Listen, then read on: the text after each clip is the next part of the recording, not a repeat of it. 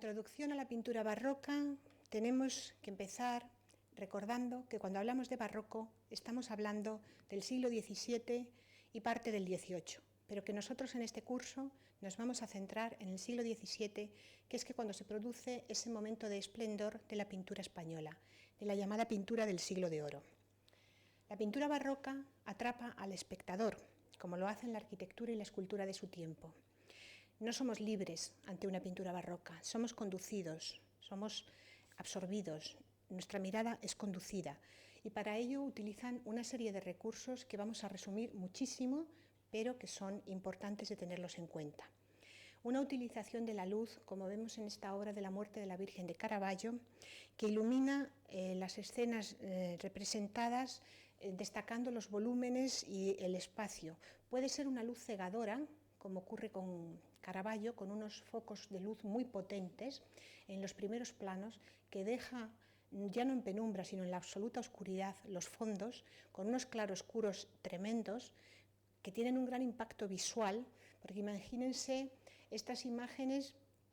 algunas de las que vamos a ver en el lugar para el que fueron pintadas, que no eran los museos, imagínenselas en el altar de una iglesia, iluminadas por las velas, la corporeidad que adquieren con estos focos de luz y lo que pueden impresionar al que está en una iglesia ante un altar con este tipo de obras. Puede ser, ya les digo, este tipo de luz tan blanca, tan fuerte, tan potente de Caravaggio, uno de los grandes maestros del barroco, o puede ser también una luz mucho más tamizada, como vemos aquí en este autorretrato de Rembrandt, donde en la penumbra sí que se pueden adivinar objetos, pero no deja de ser la luz un instrumento fundamental para la composición. Utilizan también otros recursos tomados a veces de la retórica, como el tema de la repetición de actitudes, recursos teatrales también. La teatralidad de la pintura barroca es algo incuestionable. En este caso, por ejemplo, de la vocación de San Mateo, vemos a Cristo señalando, pero los personajes que están en esa especie de bodegón, de cantina, donde está San Mateo, se autoseñalan, es decir, toda esa repetición de los gestos de las manos, toda esa actuación para nosotros, para dejarnos muy claro el mensaje de la obra.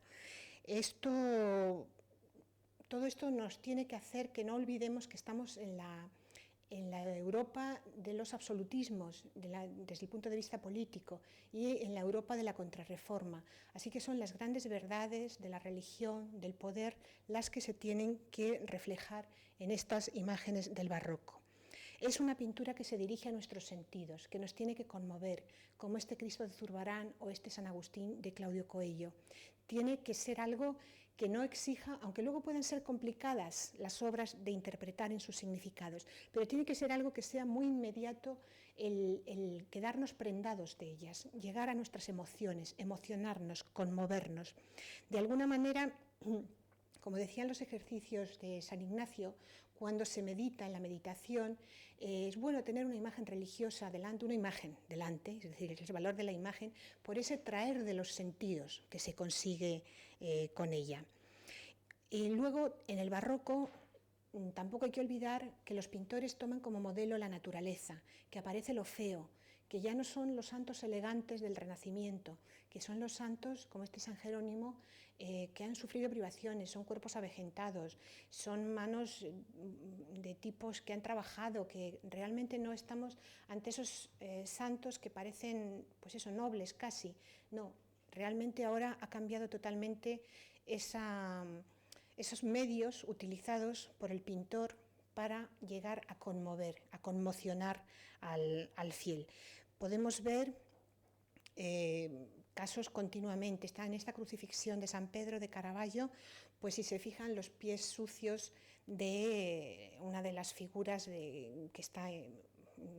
levantando la cruz, y son estos personajes vulgares. Incluso el cuerpo del santo es un cuerpo que se le ve, un cuerpo machacado realmente. Y luego una de las cuestiones, por eso ven las dos líneas aquí marcadas, que es interesante también en la pintura del barroco señalar, que es que hay una tendencia a la unidad compositiva. Así como en el momento anterior, que se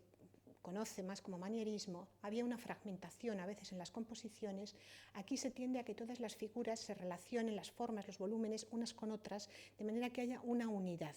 Se utilizan mucho las diagonales y a veces estas se cruzan con forma de aspa, como en este caso, como con un sentido de rotación, y las figuras todas se enlazan unas con las otras. O se puede ver también, por ejemplo, en esta Adoración de los Magos de Rubens, también esa gran diagonal, podríamos buscar otras diagonales más pequeñas, pero esa enorme diagonal que cruza toda la obra y que da ese sentido de unidad a toda esta cantidad de personajes que crean una de las obras que podría servirnos muy bien para estudiar la pintura del barroco con carácter general, porque es una pintura en movimiento,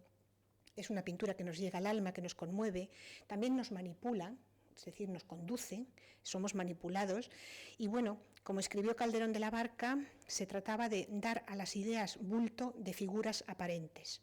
Y desde luego son perfectas, llegaron a la perfección para transmitir y propagar el pensamiento político y religioso de la época.